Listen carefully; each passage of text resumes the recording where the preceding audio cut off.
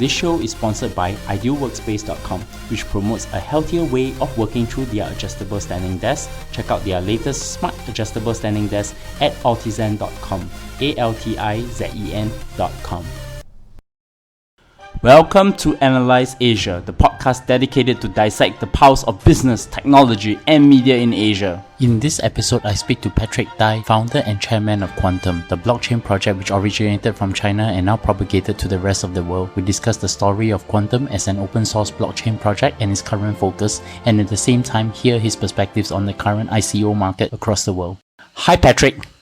Hello, nice to meet you. This is Patrick. How are you doing? Today is great. Traveled to Hangzhou. But you are based in Shanghai, right? As far as I understand it. Yeah, the Qtum office is based in Shanghai, and the foundation is registered in Singapore. But today I traveled to Hangzhou to meet some potential cooperation partners from Alibaba and some potential partners and investors. Sure. And I'm talking to Patrick Dai, founder and chairman of Qtum Foundation, spelled Qtum. It's great to have you on the show because we know a lot about blockchain and we know a lot about Bitcoin, Ethereum, but actually in Asia, we also have our own equivalent of the blockchain technologies. And I think the most well-known is probably Qtum. But before that, I want to start off to get to know you better, Patrick. How did you start your career? I started my career, I think, since 2012. At that time, I was still in my university, prepare my master's degree. And my major was the computer science and peer-to-peer network. So one of my professor, he gave me the white paper of Bitcoin. So that's the initial point why I have joined this industry. This is pretty a long time, since 2012. How do you end up starting Qtum Foundation then? So since 2012, I have been joined this industry for a long time, and we developed a lot of stuff in this blockchain area. So I think we got enough experience to start a very big project. So in 2016, the March of 2016, we started the Qtum project and the Qtum Foundation. It's designed to be a public blockchain project. So just before I go to the main subject, I wanted to ask you, so throughout your journey from finishing your master's and then working on blockchain and subsequently leading the creation of the Qtum Foundation, what are the interesting career lessons you can share with my audience? In truth, I got my master's degree, but in 2015, I was still in the university for the PhD. So I prepared the master's degree and I got the master's degree, and then I dropped out of the PhD at the last year of my PhD time. And then there's a short time, about 6 months, I went to Alibaba in 2015, and I learned a lot of Alibaba culture and how can you grow up a very big company from the very beginning. So I think that's one of a very interesting part of my career. Because I wanted to learn how can you really build a very popular internet company like Taobao or Tmall. So they are the biggest e-commerce website in China. So I think I learned something from there, how to make the internet products. This is one of the very interesting career and experience in the big company. I'm just very curious, since you work in Alibaba. So in Alibaba, I know that there's a culture of taking a Chinese nickname from one of the Chinese martial art movies. So what is yours then?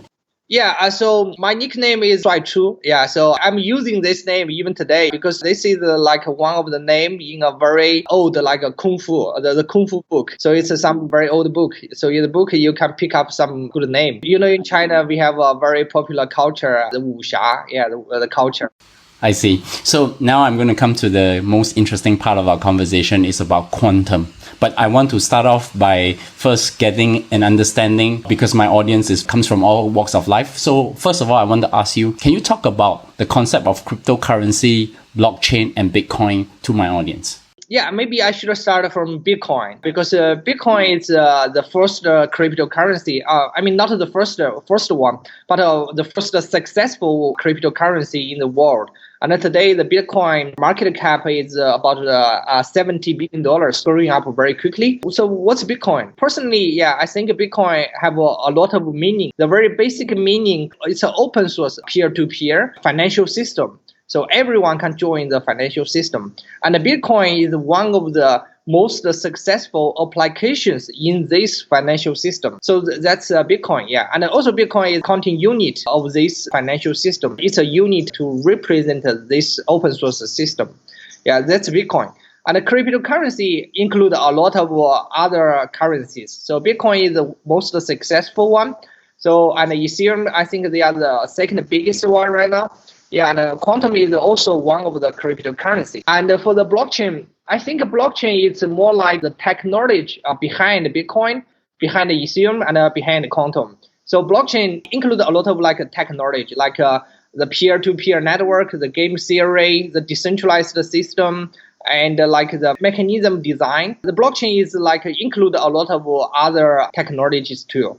So specifically in China, how has been the development of these technologies in the past 2 years? And also you can talk about it from your perspective as well. So I think in China right now, from the government point of view, the government wants more and more industry. They can use blockchain technology to make their traditional industry more efficiency and to improve the efficiency. But I think in China, the government, they do not really like the people to pay too much attention to the cryptocurrency. Yeah, that's the feeling I got from the last few years. But if you are building some like a technology, I think it's okay. Yeah, and because the government in China, they listed blockchain technology in the 5 years plan as one of the most promising technology in the next 5 years for the Chinese government. And also specifically because in the Bitcoin space, China is actually the largest driver for Bitcoin mining. Does that also have an impact to how blockchain technology is developed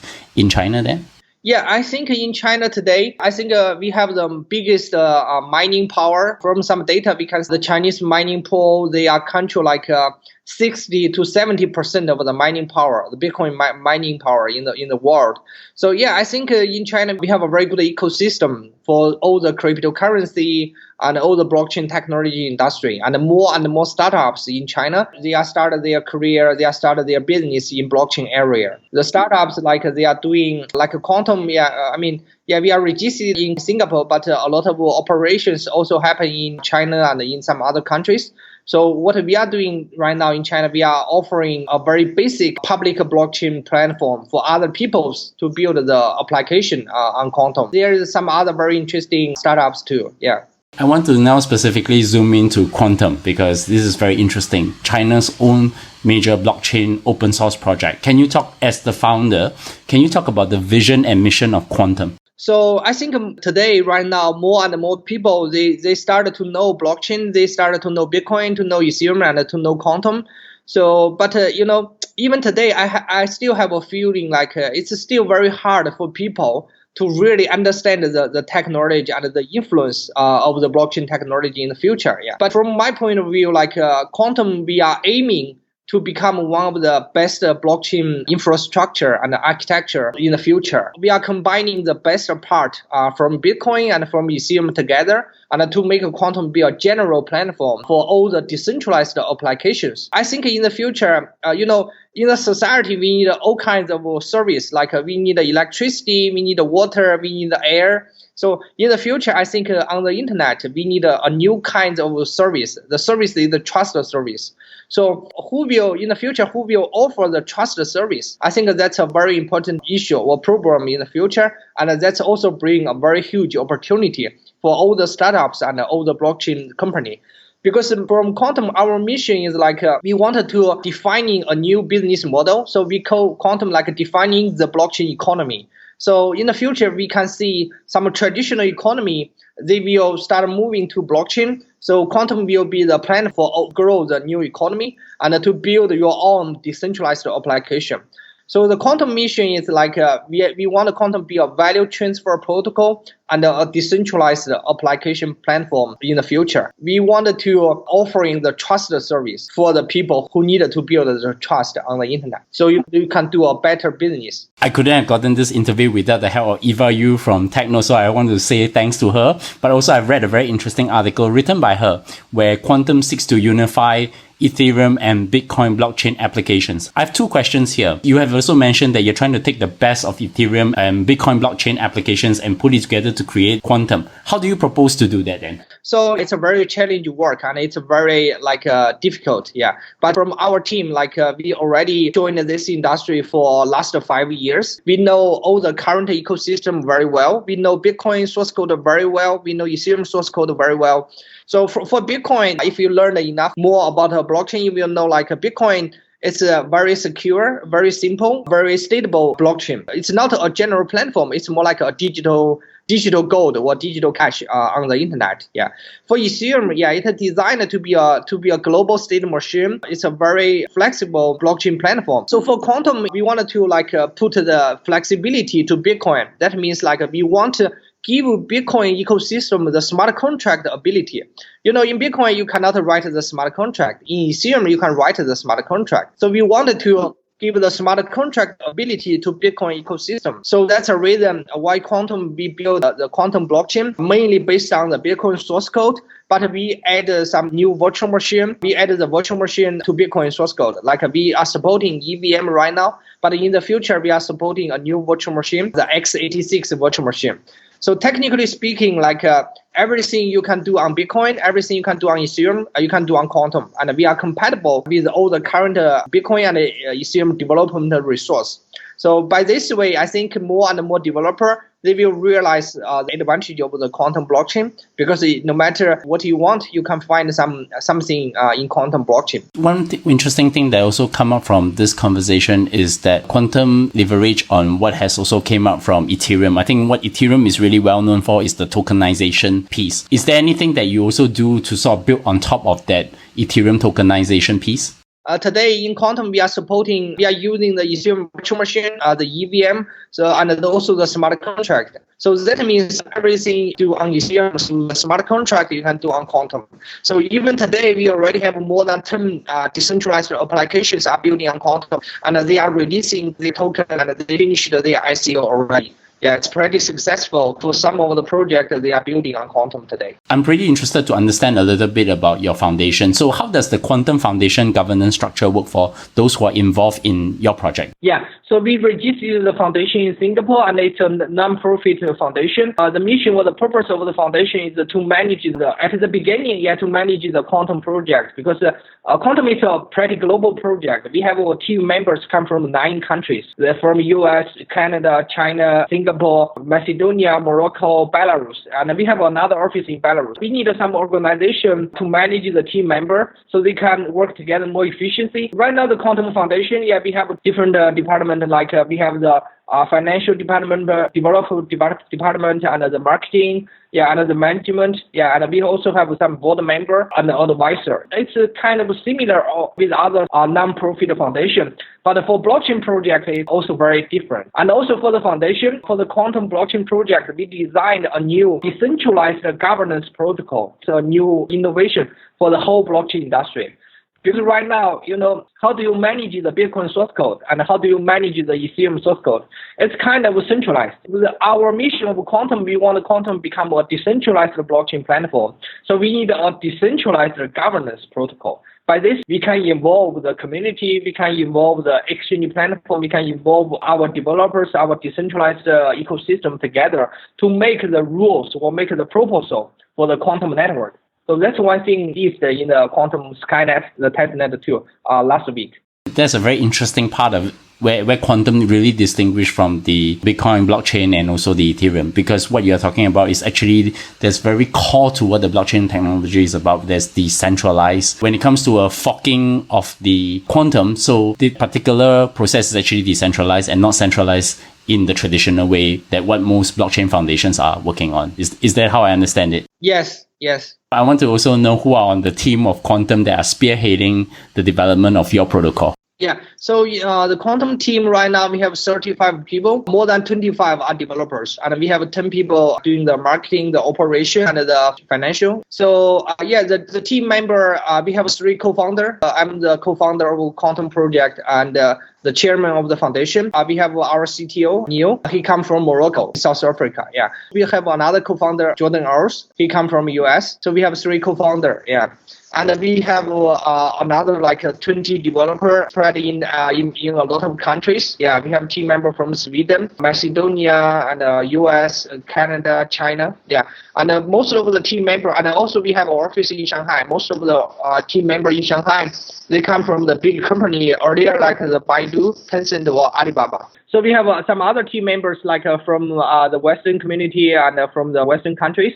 So in Qtum, it's a pretty global project right now, and we have a very big community. We have a very big community in China, and we have a very big community in Korea, South Korea, Russia, Europe, US, Canada. Yeah. So I think we have some community in Japan too. So the community depends on the feedback we got from our partners or our developers. We have about like 1 million people are holding Qtum token. Wow, there's a lot of people there. So I'm very curious, what are the key technologies that Qtum are focusing on developing on the blockchain space? I think decentralized governance was one of the things that you are working on. I've went through the Qtum site and I've seen a couple of very interesting projects that's actually ongoing. So maybe you can talk about some of these projects that you are working. Yes, for Qtum, we have two plans. Yeah, we have some projects they are working on Qtum. The first plan is the development plan in the future. The first one is the Lightning Network. So we are working on this. We finish the Lightning Network. That means we can solve one of the biggest challenge for the blockchain industry. It's like the transaction per second, the speed. Yeah, so we can make the micropayment cheaper and also faster. So the Lightning Network is one of the priority after the mainnet release. Another development plan we are working on is a new virtual machine. We call it the x86. It's a classic inter-architecture virtual machine. So this new virtual machine have some very good features, like you can write smart contract in C language, in C++, in Java, Rust, Python. So basically all the mainstream programming language you can use to write a smart contract. So that's two forks for the development work we are working on. For the dApps, there is like more than 10 decentralized applications they are building on Qtum. The first one is the Energo. So it's a decentralized platform. Basically, they are working with Thailand and Australia to deploy their hardware equipment. So your solar power electricity to neighbors through the Qtum blockchain network. So it's a very interesting use case. Another few use cases, like they finished their ICO, like there's like Booty, there's a team from Silicon Valley. They are working on a prediction market on Qtum. And there is also another project, the name is the Inkchain, like a copyright trading. So they signed a lot of very big writers in China. Some of the writers, they are the best writer, the book writer in China. So they signed some contract. There's like some other 6 or 7 projects they are building on Qtum in IoT industry, supply chain, healthcare, and social network, online streaming. So how does Qtum work with, say, existing technologies? For example, we think about WeChat in China because that's one of your most well-known apps that's known to the world then. So for Qtum, myself, I was being invited to Alibaba and Tencent a few times to make the speech in the big company. And I think all these big companies, they know Qtum in China because we are kind of influential here. Yeah, but Qtum is still a very small platform. We build some connections in the big company, but no direct cooperation right now. But we are cooperating with some other small applications. Like there's one application in China. The name is Paywall. It's like a video social network. So they already have like 10 million users. So they are building on Qtum right now. They are doing an ICO and they are doing building on Qtum right now. So that's like a 10 million user will know Qtum.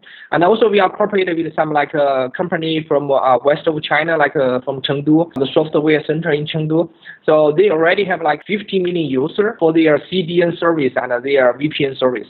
So they wanted to integrate with the Qtum blockchain as the platform in the future. Yeah, we are working with some already very popular applications in China. I think that's one of the advantages of a Qtum project because we know the culture, we know the market in China. So it's more easier for us to approach the big company. Yeah, and also all our angel investors, they are helping a lot too. That comes to one of the interesting questions. I know Qtum has already done the ICO, which is an initial coin offering. So the ICO phenomenon has been very exciting everywhere, all over the world. Can you talk about your perspectives on how you have built Qtum as an ICO and how do you perceive ICOs in your community then? my perspective on the ICO, I think it's even today. Yeah, I can tell you something like in China today about the ICO, and also my point on the ICO. So right now, I think in China they wanted to do some regulation on the ICO. It's similar like in US, the SEC. They made some reports on the ICO. From my point of view, like the ICO, it's a new way for people to do the crowdfunding. It's a new way to make the society reward structure more fair. Yeah, and it's also a new way like to raise money like more efficiency. It can help accelerate the liquidity of the capital of the money globally. So that's some very good points of the ICO. So personally, I believe in like the ICO will still growing up in the future, even with the regulation. I mean, regulation is a good thing for the blockchain industry, because without regulation, you are always worrying like, how the government will treat me, or how the government will think about this. Yeah, if we have the regulation on the ICO, I think it will help. We will make the industry better and bigger in the future. Yeah. So I think the ICO, it's a very good thing, and it can really solve a lot of problems in the society. I mean, in China, the people, they are rich. All the Chinese people, they have a lot of savings, but they do not know how to invest. The only thing they can invest is the stock market. Yeah. Also, the ICO gives the users more, a more fair chance to participate in some great project. Like if you are one of the ICO participator of Ethereum or Quantum, you already made a lot of money. But earlier, all this kind of like new project or bigger potential project were invested by some bigger venture capitals like SoftBank or like some Sequoia or IDG venture capital. They are the only big guy have the chance to invest into some big, very good company from the very beginning. But the ICO gives the normal people or the average people a new way to participate in the very good company from the very beginning. I think in some ways, like ICO make the society reward system more fair. Yeah, so that's my feeling. And also ICO can help accelerate the innovations too. Without an ICO, we cannot see Ethereum project, we cannot see Quantum project. It can only happen with the ICO to get the money. Then you can accelerate the efficiency of the whole society. You can accelerate the innovation from the society. I think ICO is a good thing, but we need some regulation, that's for sure. I trade Bitcoin and Ethereum. I'm interested to trade Quantum. So where are you listed, at least which exchanges that Quantum is actually allowed to be traded? For Quantum right now, yeah, we are listed on the coin market cap. You can see it's a very one of the most popular website in cryptocurrency world. So we are listed at CHBTC and UNB and Bittrex. Yeah, Bittrex is the exchange in US. Yeah, and there is like more than 10 exchange and some exchange in Korea. And there is more than 10 exchange you can trade Quantum. Yeah, but Quantum is a very young project. So we are trying to talk to more exchange platform to list the Quantum. Yeah, so I think in next week there is like 3 big exchange platform. They will list the Quantum next week or in 2 weeks. Yeah, one is one of the biggest exchange in South Korea, and one very good in Hong Kong. But earlier they have a lot of business in US. Another one is one of the oldest exchange in China. Yeah, so they will list the Quantum in 1 week or 2 weeks. One final question before we go to the closing. I want to know, where do you think the Bitcoin and blockchain space, I guess I want to be a bit much more broad to talk about, say, both Ethereum, Quantum. Where do you see this whole blockchain industry moving towards in the next 2 to 3 years? From my understanding, the whole blockchain industry, it's similar like the 1990s of the internet at that time. So everything is just at the very beginning, no matter the technology innovations or the business model. So everything is just at the very, very beginning. Yeah, because it's like, even today, the whole blockchain industry, the user experience or the usability, it's very bad right now. Yeah, so that means there's a lot of opportunity for the whole industry. And a very different thing for blockchain industry is like, it's different. Last century company, like from the 10 years ago or 20 years ago, from some big company at that time, like Google or Facebook. Because for Google and Facebook, they are doing great and they made a lot of money. But all the profit or all the money is shared goes into some big shareholder. Maybe Google have some big shareholder, Alibaba have some big shareholder. So all the wealth growth is shared by some big shareholder. But in the blockchain industry, a very cool thing is like No, we do not have a company behind Bitcoin. We do not have a company behind Ethereum or behind Quantum. All the industry growth is shared by all the people who are holding the tokens. Yeah, that's a very unique thing from all the other business model. Yeah, and in the future, I can see like we will see more and more blockchain project, and we will see more and more like people. They will start to join the blockchain industry from every, and we can see the government will pay more and more attention to the blockchain industry because the blockchain is really disruptive idea. It's a revolutionary for the traditional business model. We will build some decentralized business model in blockchain area. And from what I can see, we will see in the future, we can see like some platform will worth like $1 trillion in the future. I can see like in the future, in 5 or 10 years or 20 years, we will see another great company similar like a Facebook or Google will come from the blockchain area, and their valuation will be 10 times bigger than Google or than Facebook or than Alibaba. I share the same belief too after reading the original Satoshi Nakamoto paper. Patrick, once again, I thank you for coming on the show. But before I close, I always want to ask my guests 2 questions. The first question is, can you recommend a book, podcast, movie, film, or anything else in your area of expertise that you found that is very useful to you recently? Yeah, I'm reading the book like recently, A Brief History of Humankind. So I think it's a brief history of humankind. Yeah, I'm reading this book, so I recommend this book to all the audience. How the currency is working, how the concept influence people. Because from my understanding, like a blockchain, it's not only a technology innovation, it's also about the philosophy and the concept in people's mind. I strongly recommend the book. And I will definitely find that book and put it on my show notes for my audience. Okay, and the most important last question, how can my audience find you and Qtum? Yeah, so you can find Qtum in the Western media through Twitter and Facebook. We have our account there. And in China, you can follow us through the WeChat. So we have a Qtum Foundation WeChat ID. You can add the WeChat ID to follow the foundation's updates. And if you want to talk to me or email me or set some meeting, you can email me patrick@quantum.org. Yeah, that's my email address. Yeah, I can share the email address with all the audience. You're coming to Singapore at some point in time? Yeah. I think after the mainnet release September, I want to go there after September, maybe in October. Yeah. We will go there, go Singapore. Yeah. And I'll definitely catch up with you. And you can find me at bleongcw or at bernardleong.com. Subscribe to us at Analyse Asia, ANALYSE Asia. You can find us on iTunes, Stitcher, SoundCloud, Acast, and of course, Google Play in the US market. Tweet to me, give us a 5-star ratings on Apple Podcasts, and of course, recommend us with a star on Overcast. But most importantly, tweet me your feedback. So once again, Patrick, thank you for coming on the show, and I look forward to have a chat with you in the future. Okay, thank you very much.